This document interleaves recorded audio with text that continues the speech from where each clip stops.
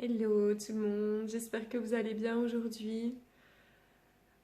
Je sais que je vous avais dit que j'allais vous partager aujourd'hui et puis encore la semaine prochaine d'autres raisons pour lesquelles il nous est parfois difficile de dire non. J'avais commencé cette petite série la semaine dernière et puis pour être très honnête, j'ai essayé de faire la vidéo mardi parce que je savais que j'aurais pas le temps hier et puis finalement c'est pas allé. Donc je me suis levée ce matin en me disant faut que tu fasses ta vidéo, faut que tu fasses ta vidéo. Et je le sentais pas. J'ai pas envie de parler de ça en fait. Je suis en plein dans ma petite période cyclique qui revient assez régulièrement et que je commence à gérer à peine mieux en fait avec le temps. Cette petite période cyclique où j'arrive pas vraiment à pointer du doigt qu'est-ce qui se passe, mais je me sens pas trop bien. J'ai de la frustration, les gens autour de moi m'énervent, euh, j'ai envie de rien et puis ça revient assez régulièrement. Et j'ai tendance à faire, et ça aide hein, à aller à avancer dans sa journée, ce que j'ai tendance à faire, c'est prétendre que tout va bien. Et, euh, et ce matin, je me suis énervée avec moi-même en me disant, mais t'es complètement hypocrite. Et si je commence à partir dans ce genre de truc, je peux m'énerver et m'en vouloir pendant un sacré moment. Et puis j'ai décidé de faire autrement, enfin on m'a aussi aidé à faire autrement du coup. Et, et je me suis assise avec cette espèce de sentiment, de frustration, de doute. Et je me suis assise avec moi-même, c'est quelque chose que j'avais tendance à éviter de faire. Je m'adore hein, quand tout va bien, et quand tout va mal, ou quand tout va mal, ou pas forcément, quand ça va pas super, eh ben, je préfère mettre un petit masque et puis faire semblant que tout va bien. Je suis vachement plus agréable quand tout va bien. Et là, pour le coup, bah, j'ai fait un peu autrement. Et je me suis assise avec ces sentiments qui sont pas forcément confortables, qui sont pas forcément agréables.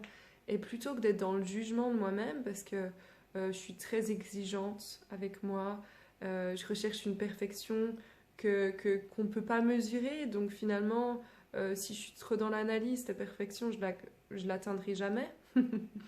Alors qu'elle est déjà là, puisqu'on arrive à se dire que, à certains moments, j'arrive parfaitement à me dire que tout est parfait et que je suis exactement qui je devrais être.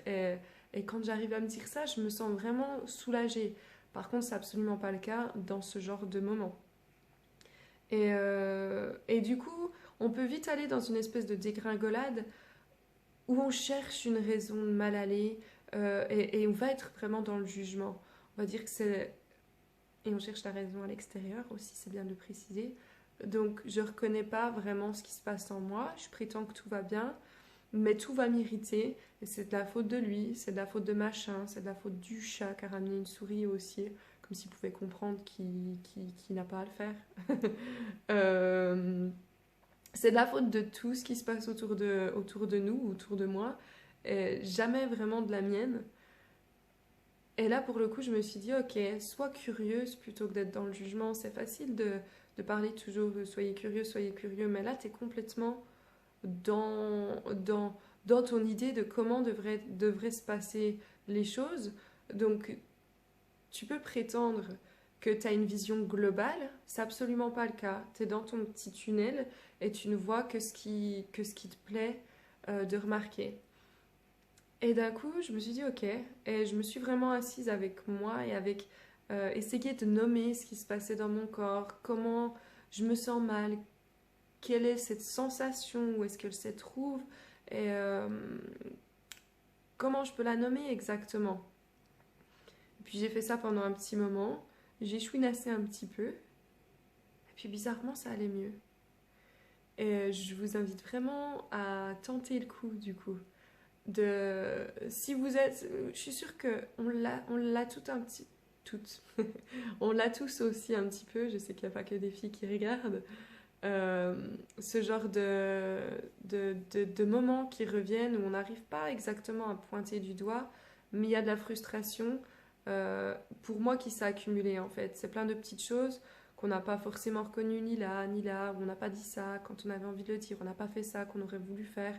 Et puis ça a fait cette espèce de petite boule qui s'est accumulée en nous, si on peut dire, je sais pas, une boule d'énergie qui a pas été exprimée, qui s'est accumulée.